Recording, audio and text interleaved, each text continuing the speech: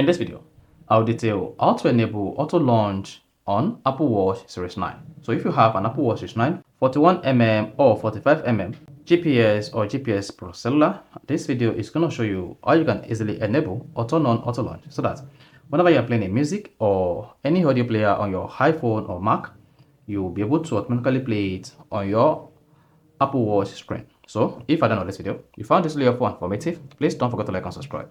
Now the first one to do here is press the digital crown once to exit the clock screen and click on settings, then scroll down, tap general.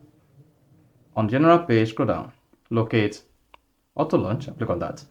Then if auto launch audio apps is disabled, turn this on, and once it is enabled, this is going to automatically launch relevant application on your Apple Watch when it's connected to your iPhone or your Mac device. So that's how you can easily turn on or enable auto launch on Apple Watch Series 9. If you found this video helpful and informative, please don't forget to like and subscribe.